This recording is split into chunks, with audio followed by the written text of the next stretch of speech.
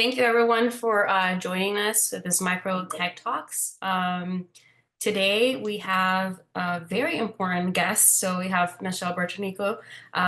She's going to give us an update on the Workday student, so also known as the Student Information System project. And Kate Foster is going to give us an overview of helpful tips for the SIS link. We have Rosa, Chavez, and Denise Covert, who will show us Workday tasks for managers. And then at the end, we have Dr. Lorenzo Sanchez, who's going to show us the Trinity weather app and also the Trin Alert. So we'll get started, and we'll start with Michelle. Well, thanks for having me. I have a couple of things I'd like to share. The first is just my role within the Workday Student Information System implementation, which is a mouthful, and I'm proud of myself for being able to say it. So it actually goes live March 17th. So that will be the day to remember in terms of when students, faculty, staff will be invited to log in to Workday. The login is just going to be Workday. I mean, everything is now in one platform, right? So, but March 17th will be the invitation to campus to log in, to look at all the data, to look at your new dashboards, etc. The second thing I just want to mention is training and support. So if you take nothing away from this session, other than there are opportunities for training and support both before March 17th and after March 17th. And those are by request. If you want to go on the project website and request the training or request support, those are tabling events that we're going to have for students. Those are open office hours. Those are help articles, which I know the HR team is very familiar with. Those exist today for the HR and finance space. But I'll put the link to the website here in the chat so you can access it at any time. And again, that outlines the different support or workshop options you have. If you don't see anything for you, just reach out to me and I'm sure we'll figure out a way to get you acclimated. The final thing that I just wanted to talk through today is to show a sort of demo of what you can expect, at least from the student perspective. I've got a fake student here that I feel comfortable sharing since there are no FERPA information being shared. So I wanted to give you a sneak peek at what some of the features are that a student would see. So Martha, I'm good with sharing my screen, right? Yes. Okay. Yes. And I know some of you have seen Workday student in some capacity. Lorenzo, I know you've seen it a little bit. Martha, of course. But just to get you oriented from the student side, they would log in to Workday. So let's pretend like it's March 17th. They get an email to log into Workday and complete a checklist of various tasks. It'll all be in one place. So they would have an email that comes up here under awaiting your action. Once they open up basically that email, it'll open up Pandora's box of a variety of tasks that will come up for them, including opting in or opting out of Trin Alert. I mean, it really kind of covers the gamut. The biggest difference for students is going to be that they have an academics dashboard. And this will be really their hub for all things related to their academic career at Trinity. So it'll give them, if they're undeclared or what their declared majors are or minors, any holds on their account.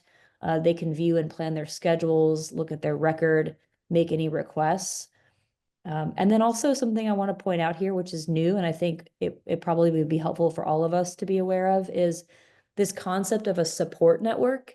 It's always existed, like kind of out in the ether, that we know certain people who are part of a student's care team, but we don't always know that we're connected to each other. So a support network, if you see this terminology, or if you look at that on a student's profile, or if you see it on yours, that's what this means. It's just any person who's sort of in that care team for that particular student. So in this case, you can see their academic advisor. Let's say that they have an academic coach, so they're connected to Betty Curry. Speaking of coaches, if they were on an athletics team, it would have their coach's name listed here too. So it really just sort of gives exposure and visibility to that network of folks who are really helping and connected to that student. The other big thing I want to show, Martha, I think I'm doing okay on time. Yes, Yes, maybe. Okay. yes, you're good. Okay. I've already gotten the music one time in one of my meetings today, pull me off stage. So just give me a warning. Finding courses by term. So this is probably the biggest user interface difference from Workday to Tiger Paws. So Tiger Paws currently, there's not a lot of, you can't really go back. It's a little clunky to save your schedule. It's hard to know which classes are open or not. So now students will have multi-select options, so they can only see what's open if they'd like to. Let's just say they want computer science.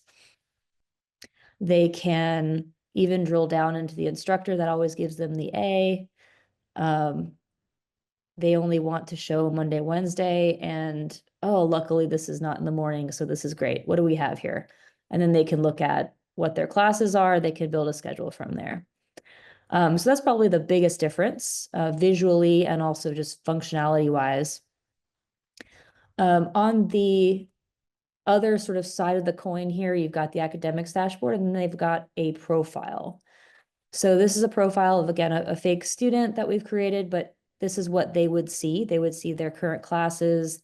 They would have a link out to their account balance. They would see any summary information about their academic career, and then any information that they have about their preferred name, pronunciation. They can record their name so that on the first day of class, the faculty member knows how to pronounce their name and how to say it.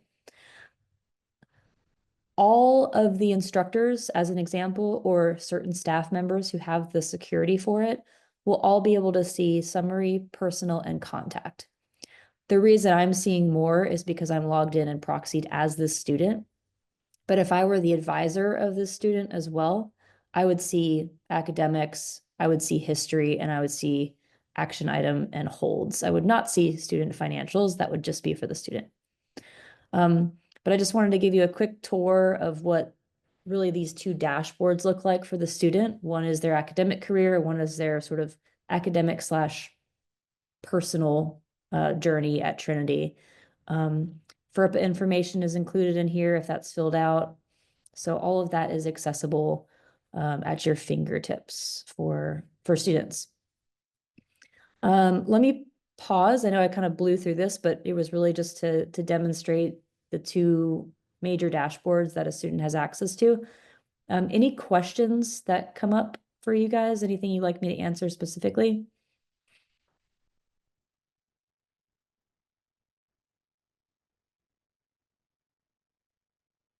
Okay, if not, I'm going to show you one more thing that I hope that you will beat the drum with me on this. So keyword searches, help articles, that is your first line of defense for getting support.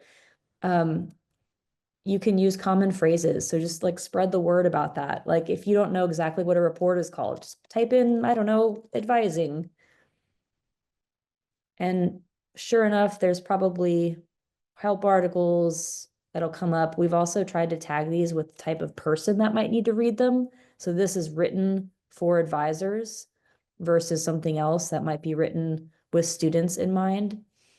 So just, please keep in mind that you don't have to know the report or know the exact name of something, but just utilize the search. And that goes for Workday in general, for the help articles that we have out there. So just really pushing the idea of support. And we spent a lot of time and effort implementing lessons learned and trying to beef up our support and help articles. So I hope you all use it and find it beneficial. Michelle, could you explain the difference between searching for students and regular student profiles and student worker profiles? Yeah, so there are a couple tricks here. So the search capability in general on Workday is pretty robust. So you see this little simplified search is enabled or disabled. We actually have a help article on how to customize your search. So I don't know if it's just called search, uh, customize, I don't know. But there is search toolbar and filters. So there is a help article to tell you how to do this. But if you want certain profiles, if you want the employee profile to come up first, that is the default. If you want the student profile to come up first, you just manipulate your your search. So configure search. I want my student to come up first, and I want tasks and reports, and I want articles, right? So you can just move things around. There is a help article on that. If you remembered nothing that I just said, the other trick is just type in student colon and then the student's name. So let's just do Martha. Maybe you've taken a class here. I don't know. Maybe you have, maybe you haven't. Okay. Name of a student. I will use one on my readiness collective here. Scott Lebo. There you go. So his student profile comes up. If you just type in Scott Lebo, I'll see if it does it here. It would pull up, I'm in a test environment, but it would pull up his employee profile. We have a lot of student workers, as you know. So if you don't type in student colon or manipulate your search, like I said, you'll get their employee record, not their student record. And we would go through that in training, or just like we're doing here, providing that tidbit. But that's how you get student to show up. You type in student colon and then the student name. And that's in all the help articles as well. Did that answer the question, Martha? Yes, thank you. Okay, and there is a help article about how to customize your search as well. And that's live now. So all of that is live now, minus searching for students. That'll be live on the 17th of March. So, well, thank you, Michelle, for joining us and giving us this overview. We appreciate it. Next, we'll have Kate Foster. She'll be showing us some helpful tips with SIS links. Thank you, Kate. So I'm Kate Foster. I'm over here in SIS, or Student Accessibility Services, and I am the Accommodated Testing Center Manager, which means that I proctor exams for students with accommodations. I am also, just so you know, a double Trinity grad from 16 and 18, and I am a person who sends a lot of emails to faculty.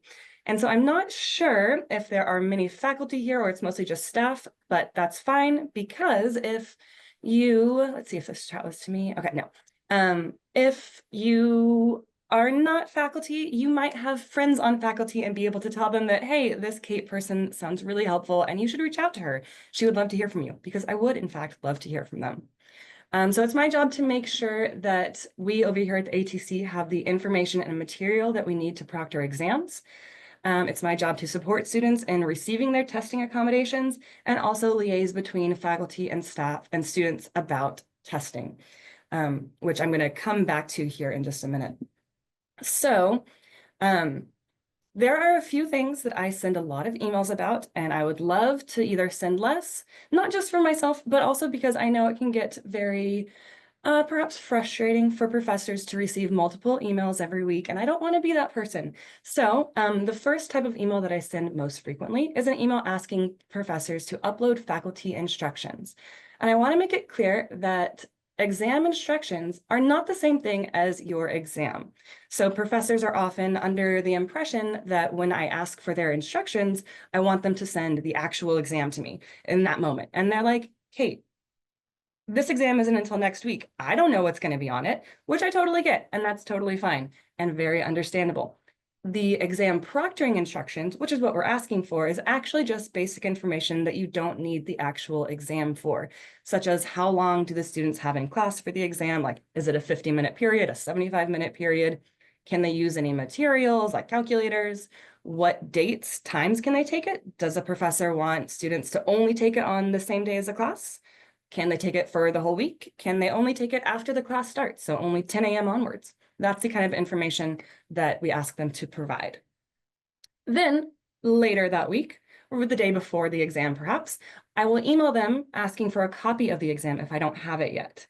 So they'll often get that email as well.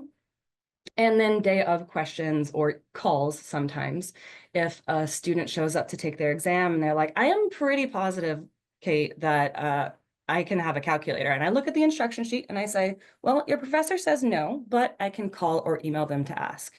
Or, for example, is there a passcode for Canvas exams? Okay. And I would also love to get contact from faculty about this particular topic. which is about if they emailed or called me and asked, Kate, can you copy over instructions between sections or all quizzes for the semester? One of the really frustrating things with our system, SAS Link, is that for professors who have multiple sections of the same course, they are required to submit these faculty instructions for every single section. And if the instructions are all the same, I totally understand why that can be frustrating. Or if, say, for example, they are organic chemistry or financial accounting and they have 10 quizzes for the semester, having to enter that every single time can get a little tedious. So I'm happy to do that for them. This is also an issue for our faculty that are cross-listed, like in bio and neuroscience, or in sociology, anthropology. They have to enter those instructions for both anthropology and sociology. And so I would be happy to ease that workload for them. And then one other issue that we, have been having a lot lately. At the beginning, I said my job is to liaise between students and faculty. And a lot of the time, what ends up happening is that students have questions about their exams and they think, I need to ask my professors about it if it's here at the ATC. And ideally, in many of those situations, they should come to us first, especially when students go onto SAS Link to sign up for a course and they get this message that says there's no open booking slots found. And then suddenly they're emailing the professor the night before the exam. I can't take it tomorrow. Like, I'm so stressed. Is it okay? Can I take it a different day? And very understandably, oftentimes the professors would prefer their students take it the day of the exam as the rest of the class, not another day. But they will begrudgingly, in effort to comply with accommodations, allow them to take it at a different time. However, the case is often that the students are trying to book too close to the exam, and so our system doesn't allow them to do that. So instead of reaching out to the professors, these students should be reaching out to us so that we can make it happen. Okay. And so lastly, I have just a couple quick ways to avoid our excess emails and phone calls, because again, I don't want to be filling the inbox of faculty unnecessarily. So one thing to do is to upload instructions for your exams early. For some classes, some courses, this is viable to do it early for the whole semester. Like again, this example of with OChem, they like January 15th uploaded all of the instructions for their entire semester and it was totally set. I understand that that's not viable for some courses. For example, if you have material that you're not sure how much you're going to get to each time, so your exam dates might change. You can also send us your exams as soon as you finish them to avoid some emails. And then lastly, when we ask for the instructions or for the exams themselves, you can shoot us something really quick to say, yeah, I'll get to that, but probably not until tomorrow. Because the issue is just if we are sending out contact or asking questions and we're not hearing anything, then we just don't know if we're going to have the material or the test to administer or to give to the student the next day. So if I get a quick email back like this example that I have highlighted here, yes, I'll do that, but tomorrow, not until tomorrow morning. That's great. And then my worries are gone. The students are like all set, they're ready. And I know that you guys, you faculty, you have it all in hand. Okay, that was a lot of talking. What kind of questions do y'all have? If any. So Kate, just real quick. So you mentioned that if a student tries to book a spot with a certain amount of time, they can't, and then they get nervous. Yes. What is that time period? Like, what is too soon? Yeah. Thank you. I should have said that. It's 2 days or 48 hours.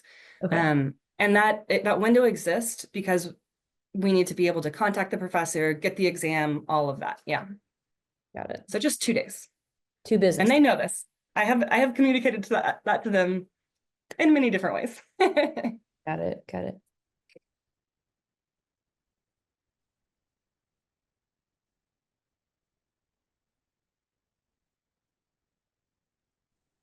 Any more questions for Kate? Well, Kate, it was nice to meet you. Likewise. Yes. Any more questions? Oh, go ahead. I did get one that came directly to me, which was, should professors be encouraged to create their exams within Canvas? Yes, that is always a good option. You know, we're doing less printing. We have had some issues with Canvas exams, but that is something that is dealt with directly from, let me see, academic technology. So if ever, apology, Trinity.edu. If ever there's Canvas issues, and this is, I think, useful for anybody to know, all of those Canvas questions should be directed to academic tech because they are our Canvas people.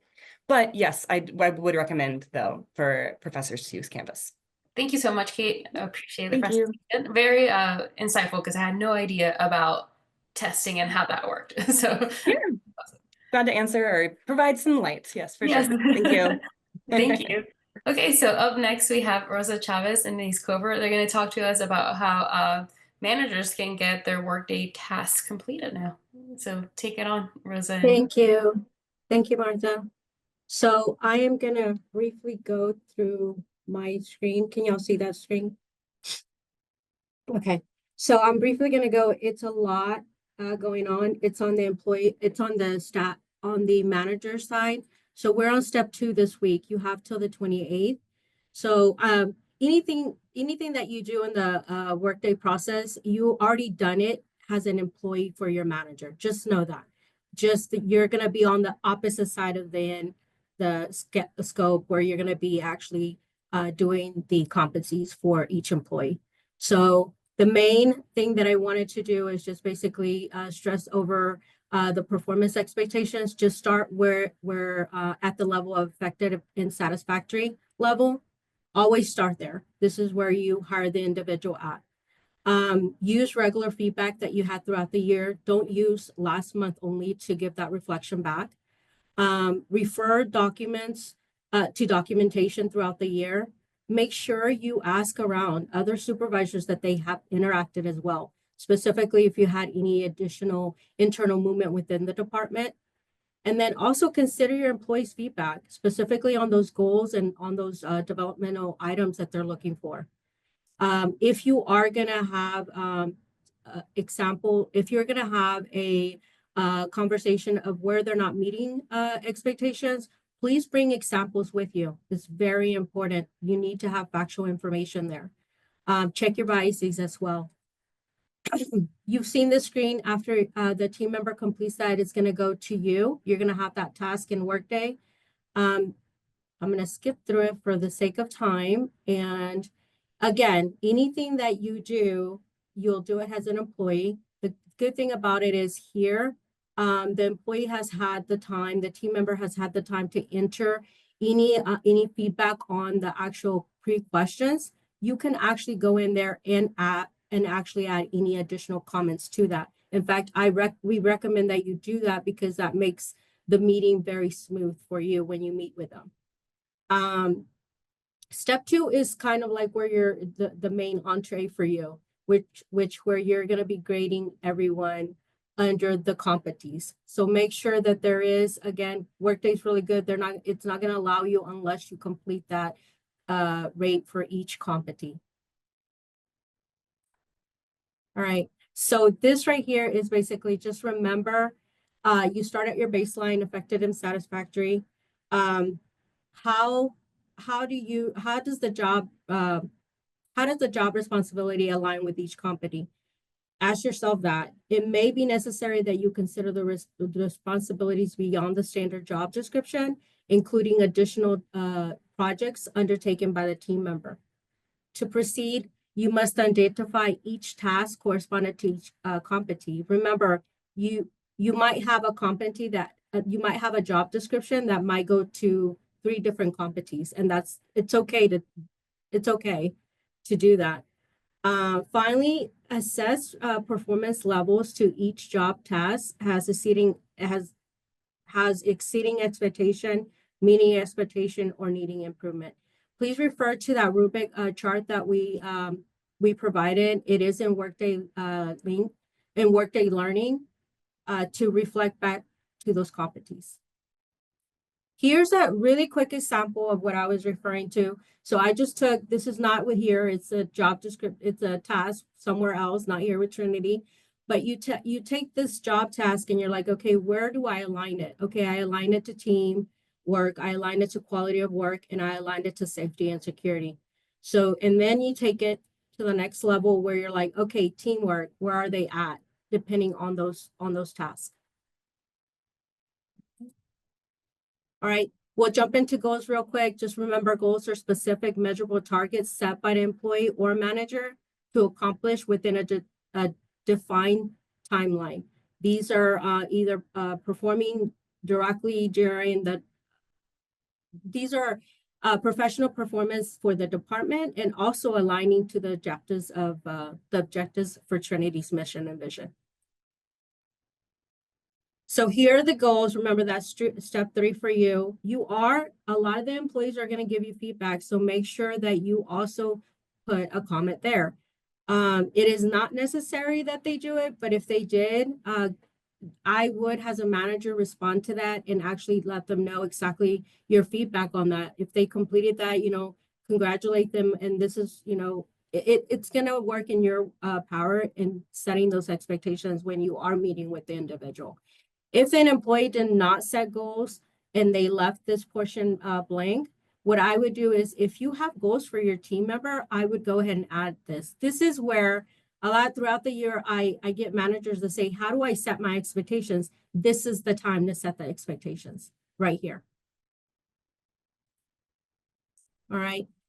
Focus on SMART goals. They have to be specific, measurable, achievable, relevant. That means, goals that are broader to the team and the company's objectives, and time bound. Example is reduce average time to resolve customer support tickets by 10%, and then by the end of next quarter. So be very specific on that. Go to the SMART goal acronym. Developmental items. So remember, it's a little bit different than goals. This is a process of identifying skill enhancement. So any career professional developmental training that you can assign to that team member, this is where you actually assign it at. Again, it's optional. If you do have developmental items for your team member, I would go ahead and recommend that. Here's some of the important developmental items that I would recommend. Just identify areas where the employee can grow and improve. It doesn't increase engagement. It does motivate people to have developmental items to look forward to. And a career progression. Again, this is go back to your creating that roadmap for your team member. All right. If you haven't had the opportunity, what I would do before you meet with your team member about discussing the grades, I would definitely reach out to them and say, hey, I've concluded your performance review. I'm going to go ahead and submit, meaning I'm going to go ahead and release that information to you. And I have you on my calendar for such and such date. I don't want you to release the record, and then they have no surprise that you concluded that and you have no meeting with them. That does surprise them. So I would definitely meet with them, that you are going to meet with them, and let them know that you have released their performance review so they have it in their task. Deliver a positive message, regardless if it's underperforming or performing right. Be specific about behaviors you want to stop, start, or continue. Stick to performance. Remember, we're not talking about compensation here. And be frank and direct, not mean, in the review to a poor performer. Use this opportunity. This is like the best opportunity to get that request for improvement. All right. The takeaways, we've reviewed these. Just know that all ratings other than effective and satisfactory do need a comment. All right. Anyone with rating needs improvement are going to be placed on a PIP. Please reach out to a business partner, Denise. We can help you out. Don't mention anything to do with sick or FMLA when you are discussing the performance reviews with the individual. And don't mention any potential or actual health or disability related issues. That has nothing to do with the performance. Post-review, very important. So this is going to come to you in Workday. It is going to say release performance review to employee. So very important. When you push that button, you're releasing that record over to them. And so overall, you've seen that. It's going to go back and forth between the employee acknowledgement and the supervisor acknowledgement. When you get the supervisor acknowledgement, that's finalized. That is it. That's the last step. And then just a couple of keynotes, just focus on performance, not maximizing ratings to get a higher merit.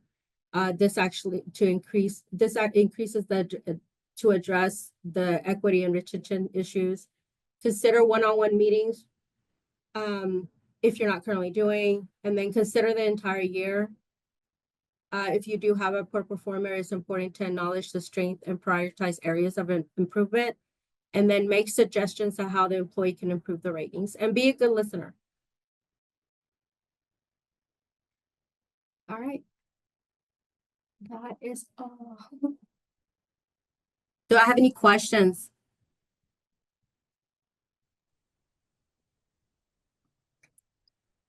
Rosa, I think you'd mentioned this, or maybe my supervisor just went to it, so I'm aware of it. There was additional supervisor training on all of this, right? Like I know you guys have offered sessions, and I think Mark Dietrich also had one specific to our area. Yeah, okay, that's the one I'm thinking about. And the recording on that is out there in Workday on Workday Learning. Oh yeah, great. I have a quick link under my signature, Michelle. So if you email me, I have it right under it. It takes you right to Workday. It's a little trick that Awesome. I do have a question, Rosa, and it's not from the, I guess, from the employee side. You did show that there's 3 goals that employees have to have. Are those 3 goals required? No. Okay. No, they're not. Awesome. It's just to help the employee with setting goals. Well, thank you so much, Rosa and Denise. I really appreciate you coming and showing us this. If anybody has any questions, please feel free to reach out to Rosa or Denise with any questions. We appreciate you being here today. Next, we'll have Dr. Lorenzo Sanchez, who will be showing us the Trinity Weather app, and he's throwing an extra knowledge bit here, and he's going to actually show us Trend Alert as well. So, Dr. Sanchez, you're on. Awesome. Thank you so much for having me on your show. I feel like we're on a podcast show at Trinity University. So hello to everyone. Hello to our colleagues. I'm here to talk to you about the Trinity Weather Station. In case you're unaware, we do have a weather station on campus. And I also want to provide some reminders about registering for Trend Alert or verifying your information in case that has changed. And then right now, with all the weather going on, I want to give you a couple of reminders to wrap up so you go into tonight feeling fully prepared and ready for anything that can happen. That Texas weather, wait 5 minutes and things will change. So I'm going to go ahead and share my screen. And can you see the Trinity Weather Station slide? Yes. Yes, perfect. Awesome. Thank you. So in case you're unaware, we do have a Trinity Weather Station. We installed this last year. It's free. You're able to download the Davis Weather Link. So we use currently the Davis Weather Link products on campus. It's available for both Apple and Google Play stores. I put a QR code for you for convenience, so you can just quickly scan that, and then if you have Apple or Google Play Store, just select which one to go to. So what you'll do is you'll search for that particular app, and then look for the Davis Weather Link. That's what the little app looks like. It'll have that little green bar. It'll say Davis on it with a little image of a weather station. You'll create a free account.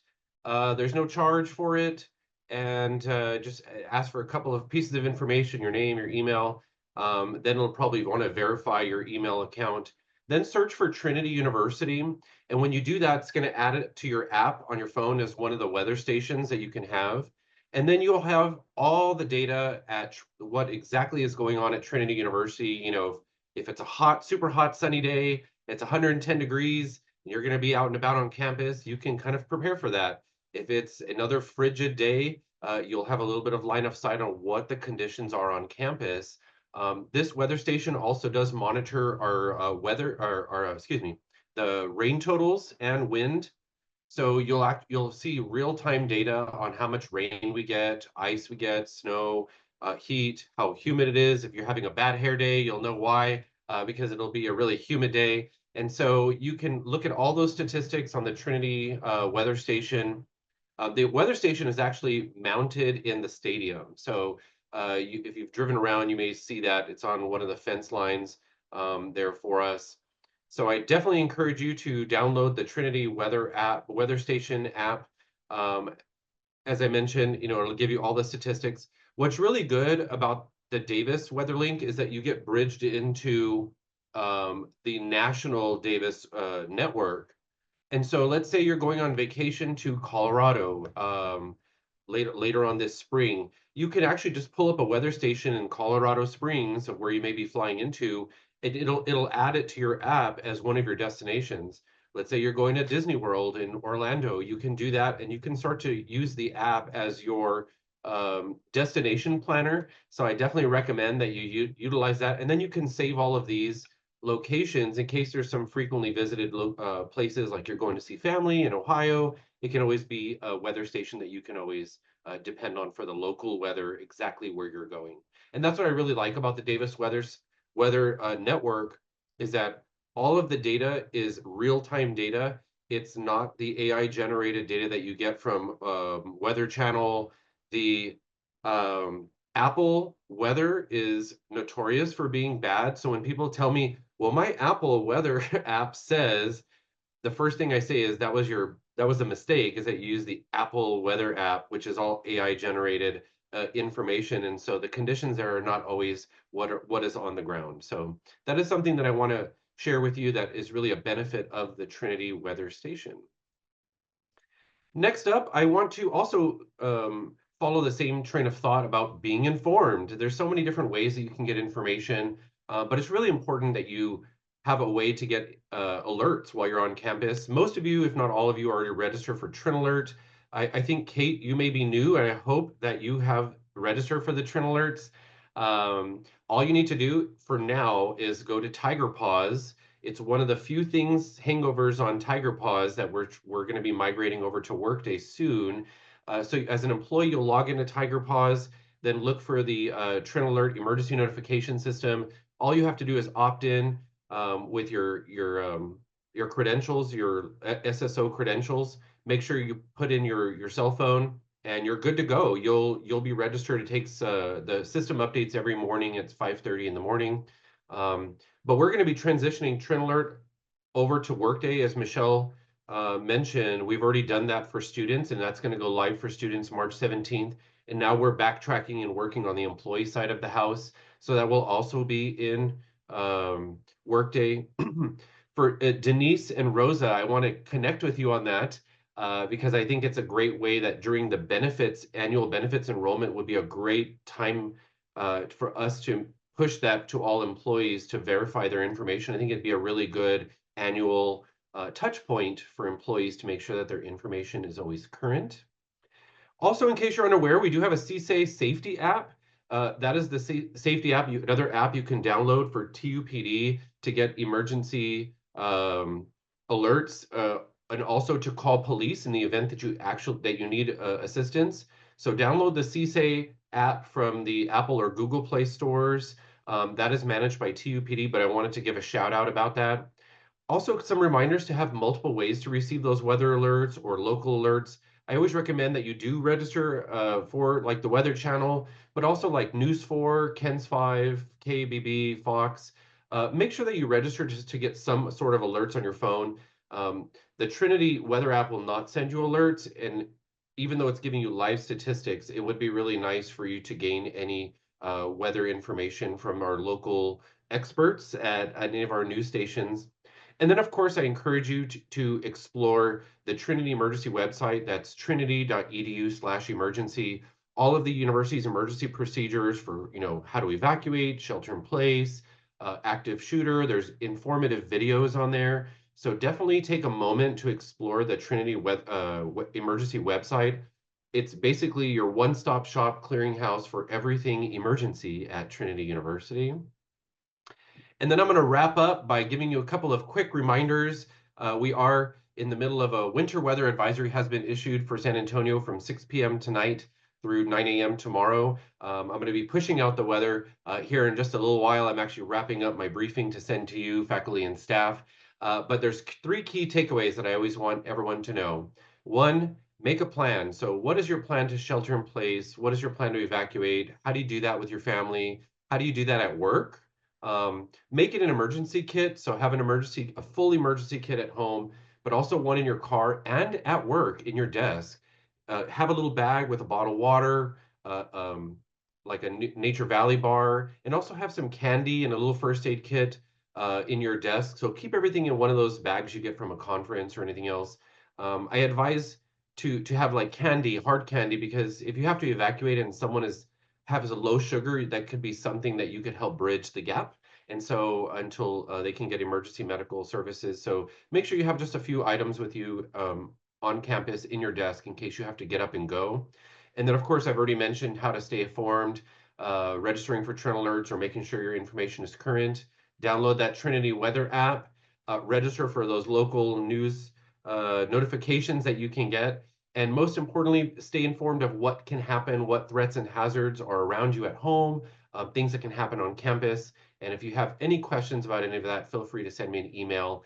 I'm just an email or phone call away, and I'm always happy to consult with your departments. If you're having an outdoor event, weather is a factor, it's too hot, it may be rainy, you have tents set up, you have whatever's going on with your department. I'm a resource for you. I'm just a phone call away, and I consult with departments all the time. In fact, I did this morning for admissions for some tours that they have tomorrow. But I'm always happy to be a partner for your success. So just give me a ring. That's what I got for you. I'll take any questions.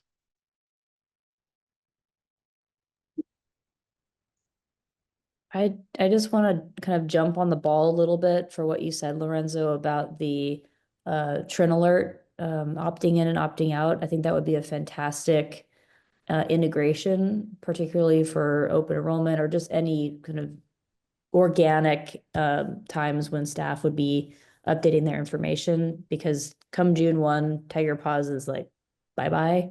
So any information that we would previously put in Tiger Paws about your emergency contact information, either do it now for sure so it can be carried over, or hopefully there's an organic way through like a checklist that people can do, and then when they update it, it'll get pushed into Trin Alert via Workday. So I think that's a great call out and would be really helpful for people. So I just wanted to jump on that ball. Absolutely. Thank you, Michelle. Any other questions? All right, that does it for me. Yeah. Thank you, Lorenzo. Thank you for the new information. I had no idea that Apple and other weather services used AI generated information. No wonder it's so off sometimes. AI is a blessing and a curse in so Yes. many ways, and we are all navigating the AI world. I think that's a really great micro talk. In the future Yes. is about AI. I actually want to explore, and this is something that I want to explore with. We have Paula on our as little search engine or the AI bot.